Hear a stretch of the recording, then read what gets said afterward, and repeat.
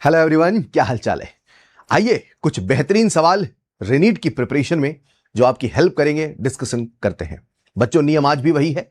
सभी सवालों को आप अगर पहले अटेम्प्ट नहीं किए हैं तो आप वीडियो को स्टॉप करिए, उन्हें स्वयं से अटेम्प्ट करिए। नहीं बनने पर सॉल्यूशन देखिए। हर सवाल छांट के लिए गए हैं जो आपके कंसेप्ट्स को और निखारेंगे। तो आइए चलते हैं पहले सवाल की ओर। If vapour pressure of a dilute solution of glucose is 750 mmHg at 373 Kelvin, then what will be molality of solution. तो बताइए सॉल्यूशन की मोलैलिटी क्या होगी। बच्चों, सवाल बहुत आसान है। अब आपको सोचना क्या है, कहीं ना कहीं आपको 373 केल्विन बोला है, और जैसे 373 केल्विन बोला है मतलब आपको समझ जाना है कि ये पानी का बॉइलिंग पॉइंट है। और मेरे प्यारे बच्चों, ये पानी का बॉइलिंग पॉइंट है, यानी पानी का जो वेपर प्रेशर होगा वो 760 mmHg होगा। ये हमें पता होना चाहिए कि अगर पानी का बॉइलिंग पॉइंट है तो उसका जो वेपर प्रेशर है वो बाहर के प्रेशर के बराबर है, और बाहर का प्रेशर 1 atm है, यानी वो भी 1 atm यानी 760 mmHg होगा। लेकिन सॉल्यूशन ग्लूकोज का है, और ग्लूकोज सॉल्यूशन का जो वेपर प्रेशर है वो 750 है, यानी कि जो लोअरिंग इन वेपर प्रेशर है वो 10 है। और अपने को एक छोटा सा फॉर्मूला पता है relative lowering in vapour pressure का, कि PA0 minus PS upon PA0 equal to XB, जिसे मैं कह सकता हूं delta P upon PA0 equal to XB। बच्चों, जब आप इसको सॉल्व करेंगे तो आपको यहां से मिल जाएगा XB, लेकिन सवाल में XB नहीं निकालना है, सवाल में तो मोलैलिटी निकालना है। और प्यारे बच्चों, आपको एक छोटा सा फॉर्मूला और पढ़ाया जाता है, XB upon XA equal to मामा upon 1000, molality into molecular weight of solvent upon 1000। आज सॉल्वेंट क्योंकि पानी है तो आप यहां से Ma हटा के नीचे Ma लिख सकते हैं, यानी मोलैलिटी मॉलिक्यूलर वेट नीचे आया Ma, और पानी का मॉलिक्यूलर मास 18 होता है, यानी 1000/18 को आप लिख सकते हैं 55.55। क्लियर है यहां तक। अब मुझे XB और XA पता करना है। तो बच्चों, XB की वैल्यू 1/76 है, यानी XA की वैल्यू 1 - 1/76 यानी 75/76 है। तो XB आ गया, XA आ गया, राइट। अब प्यारे बच्चों, हमें यहां वैल्यू पुट करके मोलैलिटी निकालना है। तो आप सब देख सकते हैं जो मोलैलिटी है वो कितना आ चुका है, 55.55 into XB upon XA। Clear है। अब सारी वैल्यूज को पुट करते हैं तो 55.55, XB की वैल्यू है 1/76, XA की वैल्यू है 75/76, ये कैंसल आउट होगा। 55.55/75, कुछ भी कर लो, आंसर तो 1 से बड़ा नहीं होगा, आंसर 1 भी नहीं होगा, एक ही ऑप्शन है 2, यानी आंसर यही होगा। प्यारे बच्चों, आंसर यही होगा। एग्जैक्ट सॉल्व करने की आवश्यकता नहीं है। कई बार सवाल को देख के लगता है कि उसमें कैलकुलेशन बहुत है, लेकिन अगर आप सवाल को तसल्ली से करें, नीट ओरिएंटेड जो अप्रोच आपको सिखाई जाती है वैसे करें, तो एक कठिन सवाल भी बहुत इजीली सॉल्व होता है। आइए बढ़ते हैं अगले सवाल की ओर। अगला सवाल, diborane B2S6 can be prepared by the reaction, और आप सबके सामने एक रिएक्शन गिवन है। If the reaction has a 70% yield, how many moles of NaBH4 should be used with excess BF3 in order to obtain 0.2 mole of B2S6। देखिए, सवाल में उन्होंने परसेंट यील्ड बोला है। वो कहते हैं कि इस रिएक्शन की परसेंट यील्ड 70%, यानी आप जितना सोच रहे हो बनना उसका 70% ही बनेगा, या उल्टा कह दो कि जो बना है वो एक्चुअल का 70% ही है। कहने का मतलब क्या है?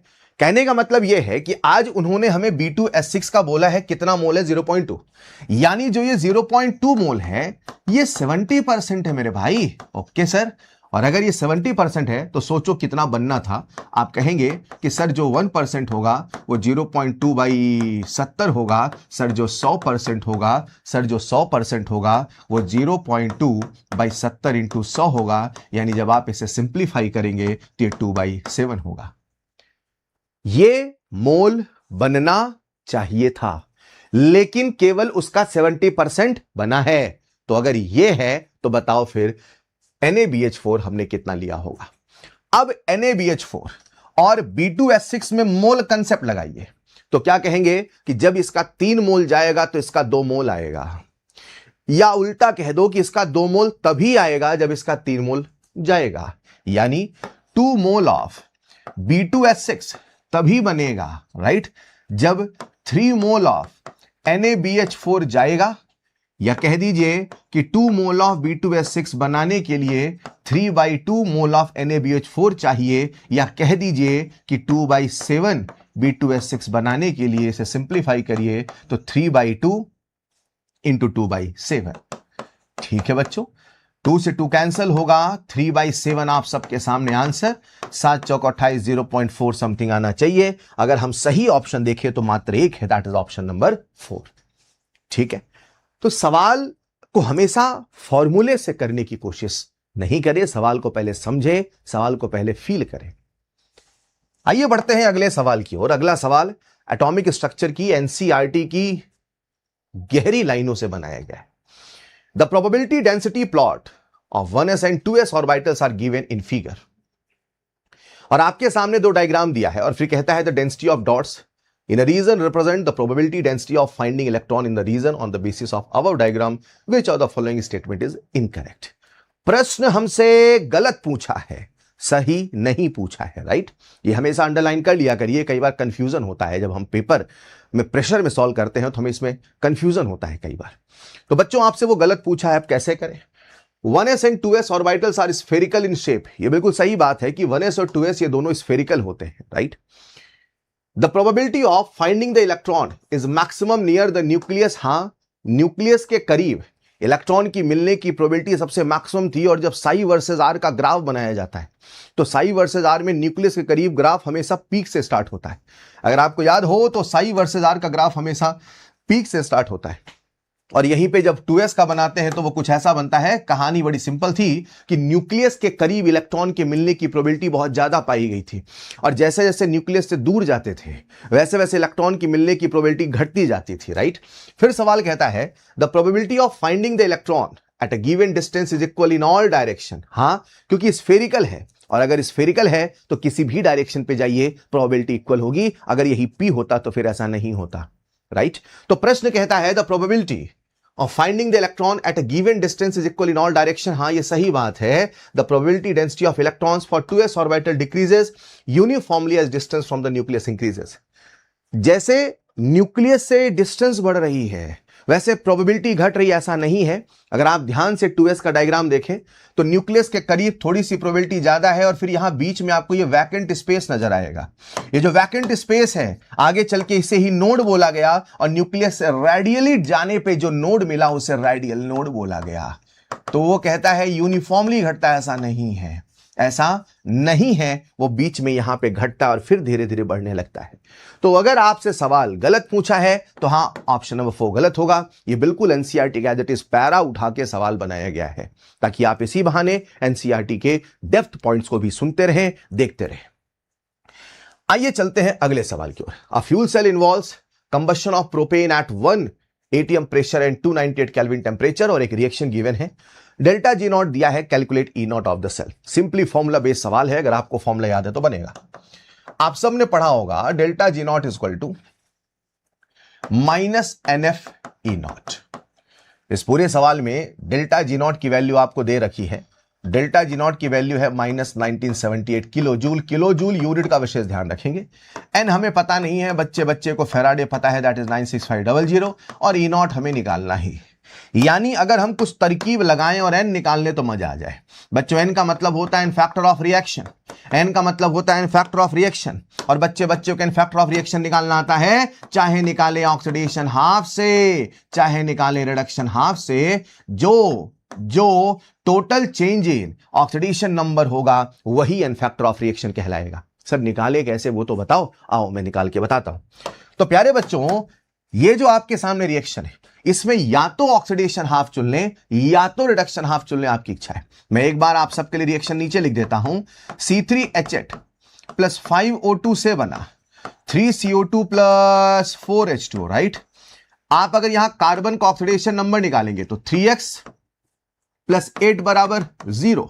यहां से आप सबके सामने आ जाएगा x इक्वल टू -8/3, है ना।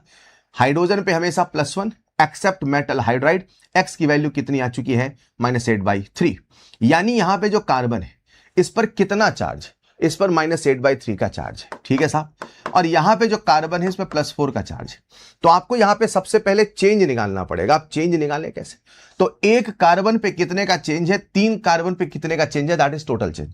या तो चेंज आप इस ऑक्सीडेशन हाफ से निकालिए या तो चेंज आप इस रिडक्शन हाफ से निकालिए, बात बराबर है। ऑक्सीजन यहां पे 0 है, ऑक्सीजन यहां पे भी -2 है, यहां पे भी -2 है, यानी एक ऑक्सीजन पे 2 का चेंज, और हम टोटल निकालते हैं तो टोटल कितने ऑक्सीजन है? 10, राइट। अब ऐसे ही आप यहां से सॉल्व करेंगे तो आपके सामने कितना एन फैक्टर आएगा वो देखना है मेरे बच्चों। एन फैक्टर जब निकालते हैं तो चेंज निकालते हैं, और चेंज निकालेंगे दैट इज 4 -8/3 करके जब आप निकाल लोगे, या ऐसे निकाल लो, राइट, वो आपकी इच्छा है। चेंज मतलब बड़ा माइनस छोटा कर दीजिए, तो 4 -8/3, 4 -8/3 जब आप इसको सिंप्लीफाई करते हैं तो आप सबके सामने एन फैक्टर आ जाता है, और जो एन फैक्टर की वैल्यू आती है, राइट, लो मैं लिख ही देता हूं, एन फैक्टर की वैल्यू आ जाती है 4 -8/3, ये कितना आ जाएगा? 4 + 8/3, यानी कितना आ चुका है? 4 × 12 8 20/3, तो एक कार्बन पे 20/3 का चेंज, टोटल कितने कार्बन है? 3, तो 3 कार्बन पर कितने का चेंज होगा? 3 × 20/3, यानी आंसर कितना आएगा? 20। चाहे आप ऑक्सीडेशन हाफ से निकालो, चाहे आप रिडक्शन हाफ से निकालो, वही वाली बात है। एक ऑक्सीजन पे 2 का चेंज, 10 ऑक्सीजन पे 20 का चेंज, आना तो यही है। अब मेरे पास एन फैक्टर भी आ चुका है, अब क्या करूं मेरे बच्चे? कुछ नहीं करना, वैल्यू को पुट करना है। तो E0 कितना आ जाएगा? E0 कितना आ जाएगा? 1978 किलो जूल। किलो जूल को आपको जूल बनाना पड़ेगा, क्योंकि जब ये जूल होगा तभी ये वोल्ट में आएगा। ठीक है, ठीक है भाई। तो आपने क्या किया? 1978 × 1000, और फिर इसको आपने डिवाइड किया एन फैक्टर 20 से, यहां लिख दिया 96500, और इसे किया सिंप्लीफाई, लगभग आंसर आ जाएगा 1.025 वोल्ट। आंसर तो प्लस होगा, पक्की बात है, आंसर माइनस हो नहीं सकता। अब प्लस में एक 4 है, तो लगभग 1 के आसपास आ जाता है। क्लियर है? इस प्रकार से सवाल को हमने सॉल्व किया। आइए चलते हैं अगले सवाल की ओर। Equal volume of 3 acid HA, HB, HC have pH 3, 4, 5 respectively and mixed in a vessel. What is the pOH of the resultant solution? देखिए, क्लास में सवाल को करने का मैं एक छोटा सा ट्रिक भी बताता हूं, लेकिन अभी यहां पे मैं आपको डिटेल मेथड बता रहा हूं आप कैसे करेंगे। देखिए, आपके सामने 3 सॉल्यूशन है, ये पहला सॉल्यूशन है, ये दूसरा सॉल्यूशन है, और ये तीसरा सॉल्यूशन, और तीनों का इक्वल वॉल्यूम बोला तो आप पसंदीदा x लीटर या 1 लीटर ले लीजिए, कोई समस्या नहीं। इसका pH कितना बोला है? 3, इसका pH कितना बोला है? 4, और इसका pH कितना बोला है? 5। अगर pH पता है तो आप H+ की कंसंट्रेशन निकाल लेंगे, 10 की पावर -3, 10 की पावर -4, 10 की पावर -5। क्लियर? और अब निकाल लीजिए यहां पे H+ आयन का कंसंट्रेशन 10 की पावर -3 है, ठीक। लेकिन अब तीनों सॉल्यूशन को ऐड किया, तो इन तीनों को जब घोलोगे तो जो नया सॉल्यूशन बनेगा भाई मेरे, वो भी एसिडिक ही तो बनेगा ना, क्योंकि ये भी एसिडिक, ये भी एसिडिक, ये भी एसिडिक, तो ओवरऑल जो रिजल्टेंट सॉल्यूशन बनेगा वो एसिडिक बनेगा। ठीक, अब रिजल्टेंट सॉल्यूशन में H+ आयन कितना है, तो आप सबको एक कंसेप्ट पढ़ाया जाता है, normality of resultant solution is equal to N1V1 plus N2V2 plus N3V3 upon V1 plus V2 plus V3।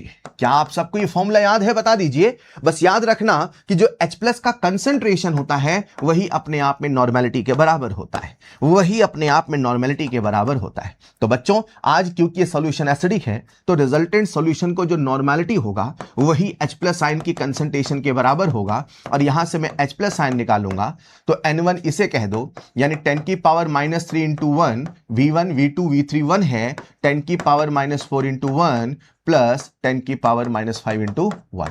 अब इसको सिंप्लीफाई कैसे करते हैं? इसको सिंप्लीफाई करने का रूल होता है, जो सबसे छोटा नंबर है उसे कॉमन लीजिए। सबसे छोटा कौन है? 10 की पावर -5। इसे हमने ले लिया यहां से, 10 की पावर -5 जैसे ही यहां से हमने कॉमन लिया तो ये तो 1 हो जाएगा, ये 10 हो जाएगा, और ये शायद आपका 100 हो जाएगा। सोचो सोचो कैसे, ये सोचो, ये 10 की पावर -5 अंदर मल्टीप्लाई हुआ है तो 10 इंटू 10 की पावर -5 10 की पावर -4 होगा, ये 10 की पावर -3 होगा, अपॉन कर दो 3। तो 100 और 10, 110 और 1, 111, 111/3 है ना, 111/3 इंटू 10 की पावर -5। इसे आप अपना पसंदीदा नंबर 11.1/3 इंटू 10 की पावर -4 बना लो। इसे सिंप्लीफाई करो तो 3 त्रिकाई 9, और कितना आएगा 9, 10, 11, 2, 3, 6, 18। इसके आसपास कुछ H+ आयन की कंसंट्रेशन आ गई। अब आपको H+ नहीं निकालना था मेरे भाई, अब तो आपको pH निकालना था। अब H+ आ गया तो pH कैसे निकालूं? आप सब जानते हैं pH equal to minus log of H+ ion. है ना, तो minus log of h plus sign कितना है 3.6 इंटू 10 की पावर -4। इसे सिंप्लीफाई करिए तो हो जाएगा 4 माइनस लॉग 3.6, है ना, और 3.6 लॉग 3 की वैल्यू होती 0.48, लॉग 4 की वैल्यू है 0.60, लॉग 3 की वैल्यू है 0.48, लॉग 4 की वैल्यू है 0.6, तो 3.6 कहीं बीचों बीच, तो कोई बीचों बीच नंबर सोच लो, मतलब 50 और 60 का बीचों 55 56 सोच लेते हैं अपन, अंदाजा नहीं यार चलेगा। तो कितना आएगा 4 माइनस 0.56, इसे क्या सिंप्लीफाई तो कितना आ गया मेरे बच्चों 3.44 के आसपास। लेकिन सवाल आपसे पीएच नहीं पीओएच पूछा है, और अगर सवाल आपसे पीओएच पूछा है तो आपको 14 में माइनस करना पड़ेगा, एंड आंसर इज ऑलमोस्ट लगभग 10.57। डन है। हाँ, इस सवाल को कैसे एक लाइन में करते हैं इसके लिए मैंने आपको क्लास में भी समझाया था, एक बार नोट्स जरूर चेक करिएगा। अभी मैं यहां डिटेल मेथड बता रहा हूं ताकि कैसा भी सवाल बने आपको ऐसा तो आना चाहिए। आइए चलते हैं अगले सवाल की ओर। अगला सवाल, what is the factor and equivalent weight of S3PO2 in the given redox reaction. इस रिएक्शन में आपको एन फैक्टर और इक्विवेलेंट वेट बताना है। तो इक्विवेलेंट वेट का फॉर्मूला जो होता है वो molecular weight upon n factor होता है, यानी सबसे बड़ा हर्डल है एन फैक्टर निकालना, तो एन फैक्टर निकालते हैं। देखो रिएक्शन आपके सामने क्या है, S3PO2 से बन रहा है PS3 प्लस S3PO3। आपने ऑब्जर्व किया हो मुझे यहां के 3 से कोई मतलब नहीं, because n factor is defined for 1 mole only. ठीक, अब क्या करूं, सबका पहले ऑक्सीडेशन नंबर निकाल लो। तो अगर आप ध्यान से देखेंगे यहां पे फास्फोरस पे कितना चार्ज है, तो 3 प्लस एक्स माइनस 4 बराबर 0, यानी x बराबर 1 आ गया, यानी यहां कितना चार्ज है 1 का। यहां कितना निकालेंगे, हाइड्रोजन पे ऑलवेज +1 एक्सेप्ट मेटल हाइड्राइड, तो x प्लस 3 बराबर 0, यानी x बराबर कितना आ गया -3। यहां पे चार्ज निकालिए तो 3 प्लस एक्स माइनस 6 बराबर 0, यानी x बराबर आ गया 3। तो आप ध्यान से देखिए फास्फोरस का रिडक्शन भी हुआ, फास्फोरस का ऑक्सीडेशन भी हुआ, यानी this is the case of disproportionation, जिसे मैं सरल भाषा में कहता हूं डिस्पो, जिसे मैं सरल भाषा में कहता हूं डिस्पो। और अगर डिस्पो का केस है तो आप सबको इन फैक्टर का फॉर्मूला याद है मेरे बच्चों, N1 into N2 upon N1 plus N2। क्या ये फॉर्मूला आपको याद है? तो आइए N1 N2 निकाल लेते हैं और इसे सिंप्लीफाई करते हैं। राइट, यहां से N1 की वैल्यू निकालिए तो एक फास्फोरस पे 4 का चेंज, 1 से -3, नंबर लाइन पे सोचो 1 से -3 कितने का चेंज है। आप नंबर लाइन में 1 पे खड़े हो और -3 पे जाना है तो 4 कदम चलना होगा, यानी 4 का change. In the same way अगर आपको N2 निकालना है तो कितना आएगा, 1 से 3 यानी 2 का चेंज है, तो 4 दूना 8/6 यानी कितना आ गया 4/3। तो एन फैक्टर 4/3 है। राइट, एन फैक्टर 4/3 एक ही ऑप्शन है, बाकी सॉल्व ही नहीं करना है, ये आप सबके सामने एन फैक्टर आ गया और इसके बाद मॉलिक्यूलर वेट भी आ जाएगा। आइए बढ़ते हैं अगले सवाल की ओर।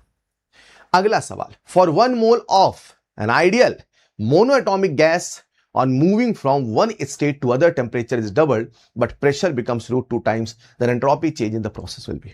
बहुत खूबसूरत सवाल है, बहुत प्यारा सवाल है, और इस सवाल को करने के लिए आपको थर्मोडायनेमिक्स के बहुत गहरे कंसेप्ट पता होने चाहिए। अब मैं सबसे पहले सवाल के पीछे की थोड़ी थ्योरी बता देता हूं और फिर सवाल को कैसे करना वो सिखा देता हूं। ठीक, थोड़ा सा थ्योरी बता दूं ताकि आप ऐसे किसी भी सवाल की प्रोफाइल को अच्छे से कर पाए। देखिए, जब आप थर्मोडायनेमिक्स पढ़ते हैं तो थर्मोडायनेमिक्स में आप सबको डेल्टा एस का एक फॉर्मूला पढ़ाया जाता है। ठीक, और डेल्टा एस का फॉर्मूला पढ़ाया जाता है NCV/ln T2/T1 plus NR/ln V2/V1 पढ़ाया जाता है। हाँ सर, पढ़ाया जाता है। ये डेल्टा एस निकालने का एक जनरल फॉर्मूला है। ठीक है मेरे बच्चों, ठीक है साहब।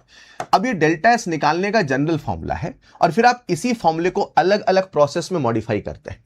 आप कहते हैं सर अगर कभी प्रोसेस आइसोथर्मल हुआ, तो बच्चों आपको याद हो अगर कभी प्रोसेस आइसोथर्मल बोलते हैं तो टेम्परेचर को उड़ा देते हैं और जो डेल्टा एस का फॉर्मूला बन जाता है वो NR/ln V2/V1 बन जाता है। ठीक है, लेकिन अगर कभी सवाल करते समय आपसे सवाल आइसोथर्मल बोले, है ना, या सवाल अगर कभी आपसे आइसोबैरिक बोले, तो याद करो आइसोबैरिक में प्रेशर कांस्टेंट होता था और डेल्टा एस का फॉर्मूला बनता था NCP/ln T2/T1।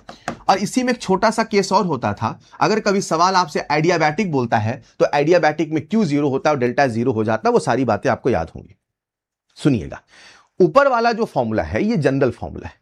अगर सवाल में वॉल्यूम दिया है तो हम V2/V1 लिखते हैं, और अगर सवाल में वॉल्यूम नहीं प्रेशर दिया है तो हम यहां P1/P2 लिख देते हैं, बशर्ते वो आइसोथर्मल, बशर्ते वहां पे टेम्परेचर चेंज हो। आज अगर आप ध्यान से इस सवाल को पढ़ेंगे तो सवाल कहता है for 1 mole of an ideal monatomic gas on moving from one state to other temperature is doubled. Temperature double हुआ है और प्रेशर भी बदल रहा है, टेम्परेचर भी बदल रहा है और प्रेशर भी बदल रहा है। इसको समझना है। अगर टेम्परेचर भी बदल रहा है और प्रेशर ही बदल रहा है तो डेल्टा एस का फॉर्मूला क्या अपने पास? जनरल अपने पास डेल्टा एस का फॉर्मूला है NCV/ln T2/T1 plus NR/ln V2/V1। ठीक है साहब। अब आज उसने हमें यहां वॉल्यूम नहीं दिया, उसने हमें वहां प्रेशर दिया है। तो बच्चा क्या करे कि सर जहां वॉल्यूम है वहां आप घुमा के लिख दो NR/ln P1/P2, आंसर आ जाएगा। मेरे बच्चे वॉल्यूम प्रेशर के इनवर्सली प्रोपोर्शनल तब होता है जब प्रोसेस आइसोथर्मल होता है। आज प्रोसेस आइसोथर्मल नहीं है, आज प्रोसेस आइसोथर्मल नहीं है, तो जहां V2/V1 है वहां आप सीधे P1/P2 नहीं लिख सकते। सर अब क्या करें ये बताओ। तभी तो मैंने कहा बहुत खूबसूरत सवाल है और आधी जनता इसका आंसर गलत ही सही मान लेती है और कहती है करेक्शन है। अब सुनिएगा ध्यान से बच्चों, अब हम क्या कर रहे हैं, हम यहां पे V2/V1 की जगह प्रेशर लिखना चाहते हैं। तो आप सबने पढ़ा है PV = nRT होता है, और सवाल में अगर आप ध्यान से देखेंगे 1 मोल बोला है, ठीक, मतलब मोल बोल के पचेड़ी में नहीं पढ़ना है। तो आप क्या कह सकते हैं साहब, V = RT/P, यानी मैं कुछ इस प्रकार से भी लिख सकता हूं। तो मैं आप सबके सामने डेल्टा एस लिख देता हूं NCV/ln T2/T1 प्लस NR/ln, जहां V2 है वहां लिख दूंगा मैं V = T/P, राइट। तो यहां लिख दूंगा मैं V2 T2/P2 और यहां लिख दूंगा T1/P1। क्या ये बात समझ में आई? अब थोड़ा सा इसको सिंप्लीफाई कर लेता हूं, तो डेल्टा एस हो जाएगा NCV/ln T2/T1 plus NR/ln A × B, इसे कह दूंगा log A plus log B। क्या ये बात मेरी समझ पाए बच्चों? क्या ये बात मेरी समझ पाए? बोलो बोलो बोलो, क्या ये बात मेरी समझ पाए? ठीक है साहब।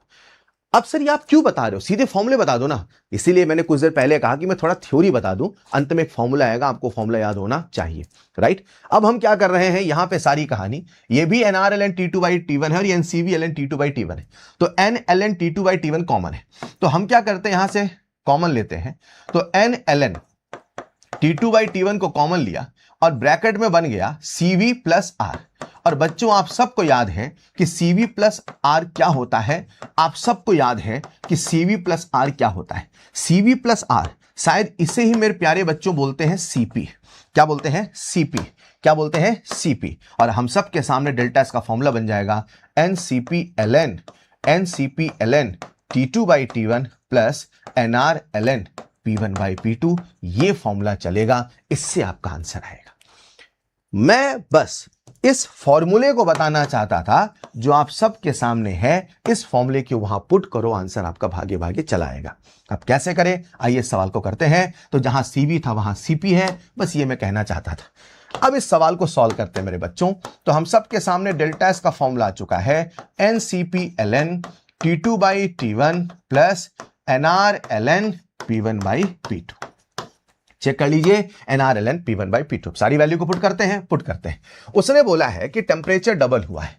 अगर टेम्परेचर डबल हुआ है तो डेल्टा एस हो जाएगा NCP/ln, टेम्परेचर डबल मतलब 2 टाइम्स है तो ये 2 हो जाएगा, और यहां लिखूंगा NR/ln, प्रेशर भी √2 टाइम हुआ है, यानी जो P2 है वो √2 टाइम्स ऑफ P1 है। तो थोड़ा हवा में सोचना, यहां लिख रहा हूं √2 P1, तो P1 से P1 कैंसिल होगा, 1/√2 बचेगा। ठीक है भाई, 1/√2 को कह सकता हूं मैं, 1/√2 को कह सकता हूं मैं √2 की पावर -1, या मैं ऐसे कह सकता हूं सीधे √2 की पावर -1, या मैं कह सकता हूं -NR/ln √2। अरे -1 बाहर आ गया ना यार, लो फिर से बताता हूं, देखो प्लस NR/ln 1/√2, क्लियर। अब इसको लिख सकता हूं मैं √2 की पावर -1, √2 की पावर -1, क्लियर। -1 बाहर आया तो सीधे मैंने लिख दिया ना भाई, क्या लिख दिया, -NR/ln √2। √2 को मैं लिख सकता हूं 2 की पावर हाफ, √2 को मैं लिख सकता हूं 2 की पावर हाफ बाहर निकालिए, सिंप्लीफाई करिए। अच्छा, क्या उसने मुझे मोनोटॉमिक गैस बोला है? और मोनोटॉमिक गैस के लिए बैठे हर बच्चे को CP याद होगा 5/2R, 5/2R, 5/2R। तो डेल्टा S equal to 1 into 5/2R ln2 माइनस 1R इंटू हाफ ln2।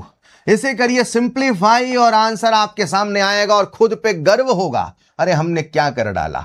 तो प्यारे बच्चों यहां से आपने ln2 कॉमन ले डाला, R भी कॉमन ले डाला, ब्रैकेट में 5/2 माइनस हाफ सॉल्व कर डाला। आंसर आप सबके सामने भागे भागे 2R ln2 आया। जमाने को बताइए आंसर क्या होगा, ऑप्शन नंबर 2। बोलो डन, याद रहेगा। आइए बढ़ते हैं अगले सवाल की ओर। Following reaction can takes place in both direction.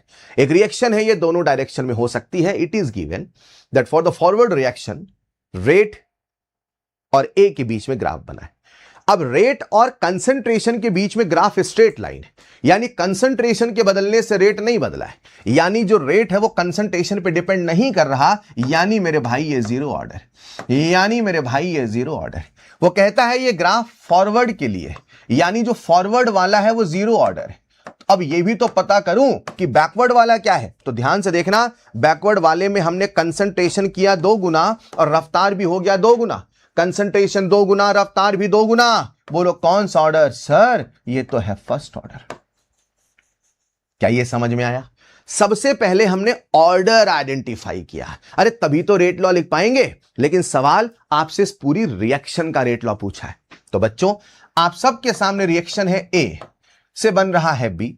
ऊपर वाले को फॉरवर्ड बोलते हैं, पीछे वाले को बैकवर्ड बोलते हैं। जब आप रेट ऑफ फॉरवर्ड लिखोगे तो लिखोगे K1 इंटू ए की पावर 0। सर आपने 0 क्यों लगाया? अरे जीरो ऑर्डर है। सर पता कैसे चला? अरे सवाल बोला है। और जब मैं रेट ऑफ बैकवर्ड लिखूंगा मेरे भाई, तो बैकवर्ड लिखूंगा तो कैसे लिखूंगा? K2 into concentration of reactant की पावर 1, क्योंकि वो फर्स्ट ऑर्डर है।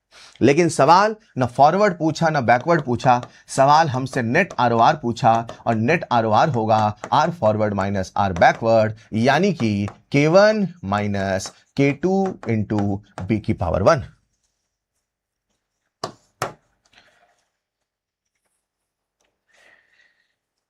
जैसे क्रिकेट में एक अच्छी गेंद का स्वागत किया जाता है और उसकी रिस्पेक्ट की जाती है, वैसे ही पढ़ाई में, साइंस में, केमिस्ट्री में एक अच्छे सवाल का स्वागत किया जाता है और उसका रिस्पेक्ट किया जाता है। आइए चलते हैं अगले सवाल की ओर। Enthalpy of formation is just a special case of enthalpy of reaction. Then which of the following enthalpy of reaction is not same as enthalpy of formation? बताइए इनमें से कौन सी रिएक्शन enthalpy of formation को represent नहीं करती? तो formation का सिंपल सा कंसेप्ट है, किसी भी सब्सटेंस का एक मोल बनाया जाए, किसी भी सब्सटेंस का एक मोल बनाया जाए, उसके कॉन्स्टिट्यूएंट एलिमेंट से बनाया जाए जो कि अपने स्टैंडर्ड रेफरेंस स्टेट में होना चाहिए। तो जहां स्टैंडर्ड रेफरेंस स्टेट नहीं है वो कभी भी फॉर्मेशन नहीं है। कुछ नहीं सोचना, पहला वाला गड़बड़ दिख ही रहा, पहला वाला तो पक्का नहीं है, बाकी बोनस होगा तो देखेंगे। बोलो डन। इस प्रकार से आंसर होगा 1। आइए चलते हैं अगले सवाल की ओर। अगले सवाल में A, B and C reactant 1:1:1 stoichiometric ratio. The concentration of A, B and C were found to vary with time as shown in the figure below। और आपके सामने एक ग्राफ दिया है और ग्राफ के बाद कुछ रिएक्शन पूछी है और सवाल कहता है बताइए इस ग्राफ को एक्सप्लेन करने वाली इनमें से कौन सी रिएक्शन सही। What should we have to do, क्या करना है हमें, राइट? तो प्यारे बच्चों अगर आप ध्यान से समझें तो आप यहां पे बी को देखो। बी का जो कंसंट्रेशन है वो कांस्टेंट, और बी का कंसंट्रेशन कांस्टेंट है, इसका मतलब बी का कंसंट्रेशन नहीं बदल रहा। इसका मतलब बी एक्वस नहीं है, बी गैस नहीं है, बी सॉलिड है। बिकॉज वागे साहब कहते थे कि प्योर सॉलिड, प्योर लिक्विड का जो एक्टिव मास है, जो कंसंट्रेशन, उसे 1 माना, उसे कांस्टेंट माना। यानी मेरे प्यारे बच्चों एक बात तो पक्की है, बी सॉलिड। जहां भी गैस है वो कभी आंसर नहीं होगा, वो कभी आंसर नहीं होगा। अब प्रश्न ये है ए और सी क्या है। तो देखिए ए का कंसंट्रेशन समय के साथ घट रहा है और बी का कंसंट्रेशन समय के साथ, सी का कंसंट्रेशन समय के साथ बढ़ रहा। मतलब जो ए है वो रिएक्टेंट है, राइट, और जो सी है वो प्रोडक्ट है, राइट। तो सोचो वो कौन सी रिएक्शन है जहां ए रिएक्टेंट, सी प्रोडक्ट और बी सॉलिड है। आंसर एक ही है, ऑप्शन नंबर 4। डन है। आइए चलते हैं अगले सवाल की ओर। अगला सवाल बहुत सुंदर सवाल है केमिकल काइनेटिक्स का बच्चों, और ये बहुत अच्छे बच्चे भी सवाल को गलत करते हैं। सवाल को गलत आप सोच लोगे तो भी हो जाता है, कारण यहां पे इस रिएक्शन में है। पहले आप सवाल को खुद से अटेम्प्ट करें, फिर मैं समझाता हूं। देखिए सवाल में आपके सामने एक रिएक्शन गिवन है, और रिएक्शन कहता है कि alpha particles are helium nuclei. ठीक है, ये अल्फा पार्टिकल है और मतलब ये 4 हीलियम 2+, ठीक है। So will form helium gas by trapping electron. The radioactive disintegration follows first order kinetics, starting with 1 mole of A in a 1 liter closed flask at 27 degrees Celsius. Pressure developed after 2 half life is approximately 2 half life के बाद उस container में total कितना pressure होगा 2 half life के बाद। मैंने क्या सोचा भाई, यहां है M और यहां है M-8, यानी इस रिएक्शन में एक अल्फा पार्टिकल नहीं आया है, इस रिएक्शन में 2 अल्फा पार्टिकल आया है। ये भी है गैस, ये भी है गैस, ये भी है गैस, और गैसेस का जो टोटल प्रेशर होगा वो इन तीनों के कारण होगा। बस इतना ही सवाल में ट्विस्ट था कि बच्चा समझ पाए यहां एक नहीं, यहां 2 अल्फा पार्टिकल है। सवाल खत्म है। कैसे? देखो, अब मान लेते हैं आप सरल भाषा में से A gives B + 2C कह दो, ठीक। अब T = 0 पे इसके 1 मोल थे, और सवाल कहता है कि 2 हाफ लाइफ यानी 2T हाफ टाइम पास हो चुका है, और 2T हाफ का मतलब होता है T 75%, यानी T 75% रिएक्शन हो गई। अगर रिएक्शन T 75% हो गई यानी जितना था उसका 75% चला गया, यानी 25% बचा है। तो कितना था? 1। तो किसी टाइम T पे ये हो गया 1 - 0.75। स्टोइशियोमेट्री 1 है तो ये बनेगा 0.75, स्टोइशियोमेट्री 2 है तो ये बनेगा 1.50। तो बताइए कितने टोटल मोल्स हैं? सर जो टोटल मोल्स है ये कितना है? 0.25 है ना। तो 1 और 1.50 2.50 टोटल मोल कितने हैं? 2.50। लेकिन सवाल आपसे प्रेशर पूछ रहा है, तो बच्चों आप सबको पता है कि PV = nRT होता है, तो जो प्रेशर हो जाएगा वो हो जाएगा 2.50 × R, 0.0821 × टेम्परेचर 300 बटे वॉल्यूम 1। इसे कर डालिए सिंप्लीफाई, और जो भी आएगा वही आंसर, और आंसर जहां तक मुझे याद है वो 3rd के आसपास आता है। Is clear? तो बच्चों इस सवाल में आई होप आपने गलतियों से कुछ सीखा होगा। आइए चलते हैं अगले सवाल की ओर। For mixing of 2 gases delta H = 0 in a close container for mixing of gases the correct state. आप 2 गैसेस को मिलाते हो, उनका डेल्टा H 0 है। अब डेल्टा H 0 है और सवाल आपसे कुछ एंट्रोपी और स्पॉन्टेनिटी की बातें कर रहा है। तो 2 गैसेस को मिला रहे हो और डेल्टा H 0 है, फिर भी वो मिल रही हैं, और अगर वो मिल रही हैं मतलब उनका डेल्टा G नेगेटिव है। और सभी बच्चों को पता है डेल्टा G का formula delta H - T delta S। तो मेरे भाई अगर डेल्टा H 0 है और फिर भी डेल्टा G नेगेटिव है तो पक्का कहीं ना कहीं ये पॉजिटिव है, क्योंकि अगर ये नेगेटिव हो गया तो फिर ये पॉजिटिव हो जाएगा। एक एक ऑप्शन को पढ़िए। Delta G > 0 wrong.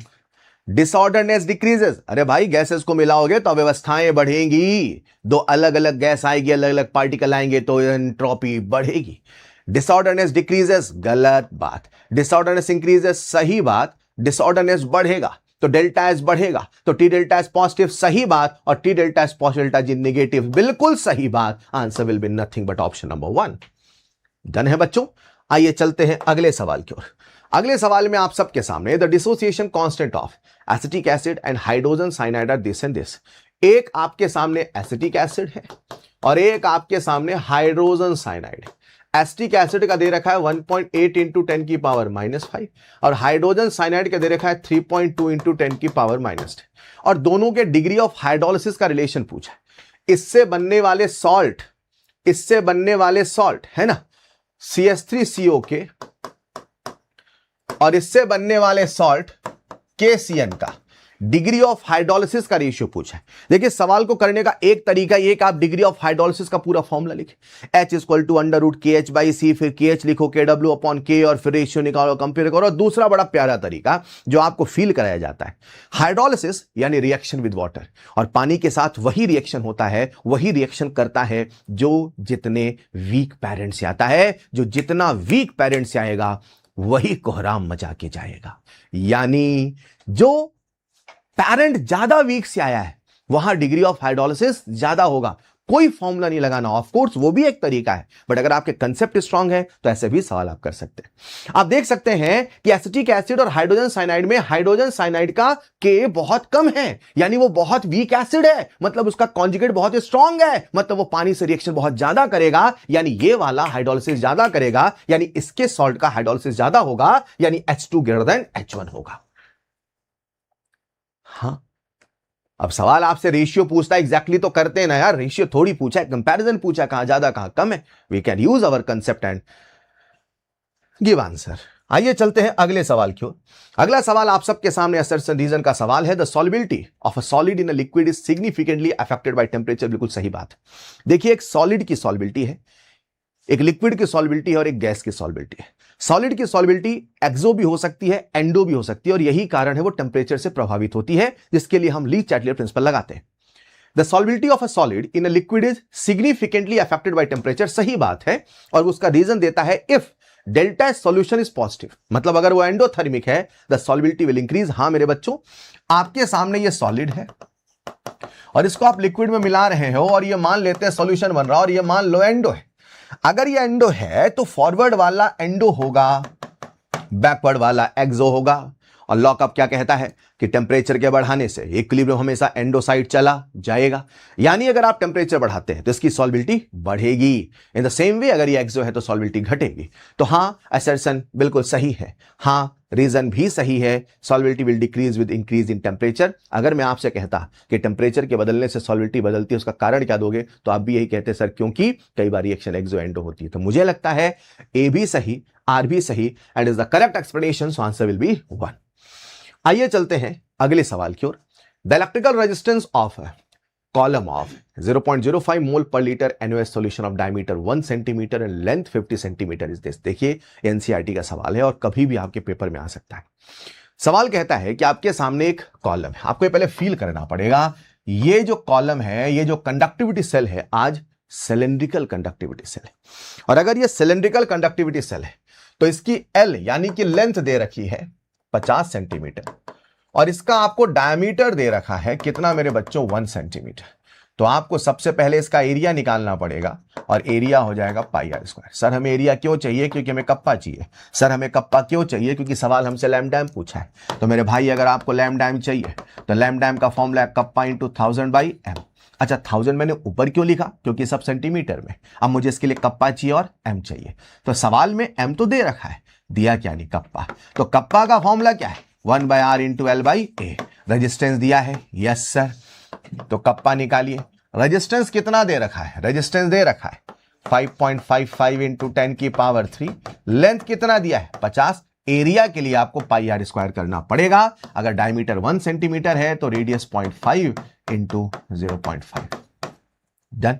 यहां से कप्पा आएगा, और कप्पा के बाद फिर आपको लैम्डा निकालना पड़ेगा। हाँ, ये थोड़ा कैलकुलेशन का सवाल है, एनसीईआरटी का डिक्टो सवाल है ना। और ऐसे सवाल आप जानते हैं आजकल वो दे रहे हैं। उन्होंने ऐसा एक एटॉमिक स्ट्रक्चर का विविध भारती का सवाल दिया, उन्होंने ऐसे कई सवाल दिए जो आज एनसीईआरटी के। तो ये सवाल भी एनसीईआरटी एग्जाम्पल का है, और आप इसको जब सॉल्व करते हैं, सारी वैल्यू पुट करते हैं, तो लैम्डा m, उसके बाद फॉर्मूला पुटिंग है ना, कप्पा इंटू 1000/m।